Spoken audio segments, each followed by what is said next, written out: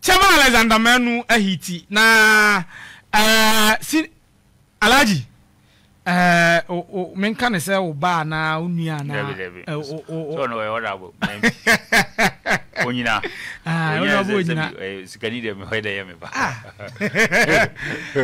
honorable me mo adwo akwa aba Opemsuo so anwumei ye me o me jiri se bia ye boko na ko pardon no ye na mo so ye nyame adom na me boss oye subi constituency mpanimfo ni bi youth organizer won na oso achia wo ye fa na Abubakar Razak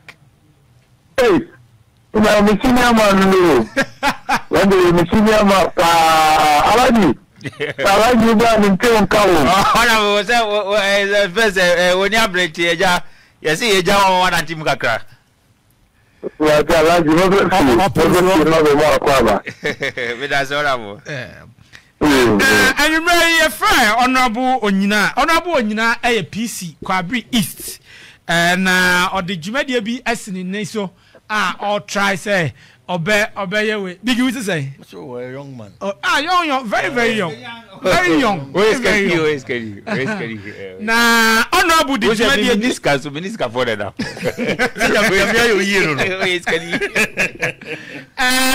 Honorable Honorable dim komo afa Astroturf oye ede ama Kwabre East Opemsuo Aboaso to be precise. Honorable boy komo ya hu se mu G Park mu dudu so ede na boy komo na ye ntwa me da se ni me tia Kwabre man na Aboaso man so na any party 24 MC party chairman 24 Then you are say Nana the Gam Kokofado any excellent Dr. Baumia and now Kwabre East is also a number of projects. There are 5 projects are not Astroturf.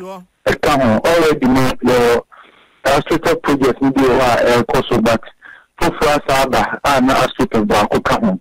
In the say Aboaso so the Aboaso no electoral areas you can feel me Kubasi. Into you can feel electoral areas na Nico Opana. When many people who you pa the Aboaso now you are a German pension school. Now you are more clinical idea. Esa Mokoma Sopa no Inti necessary project in the no and say na let na sina the given say say you do Aboaso okay na Aboaso for so energy na penifoni na kwa say we na kwa mutimi organize matches metala na yeko coordinate justice footballs ti you the enthusiasm Aboaso is football especially inti na say project na me atma lobby ba hono na say you ko na you ko ma Aboaso man nti ko so mo so adi efeso o mo adi project ma sasia ko so kama oh okay Honorable Atiefo ene Honorable Onyina PC Kwabre East constituency ana yene no edi enkomo na Honorable yanhwe djumade na nke nim se ehyaase pause bi bae ema enkofo ni nipa ni bia ni ebreye ene mukosia ahemfo ene hemfo ne edi nkomo a migiri se abotoyem enso aba duration ne yesan then na yenhwe ni mu emfa emfi Honorable Onyina ene MPP amanyoko ne ho so MPP about when it comes to every sector of the economy and most especially sports infrastructure there. So I wouldn't say MPP are buying it's unprecedented. A number of Astroturfs are over 150 and counting. The count sports infrastructure there. You wouldn't say MPP. Into the amount project really one second member some come to us because no akushia na no makasa but me na say empower kakra ba asase no so ma me no ka say asori bi name o man empower bi but nyamado na minti na e say twintwan so kakra say the boya o man na kasa be solve sa issue no na fi no free wa yetinya kwan aye Juma, let's say, now be a man should be a attacker.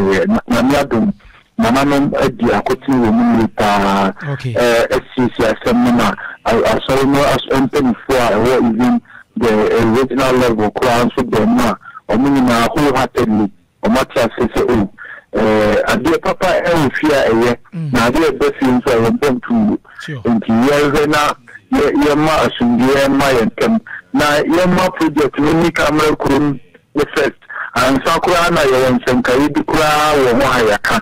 Yum, I didn't cry a bar, Abama, Yumina, into a no, and Sankari, now call ya, and you won't see the Biakoto necessary, no, yes, you turn a more call.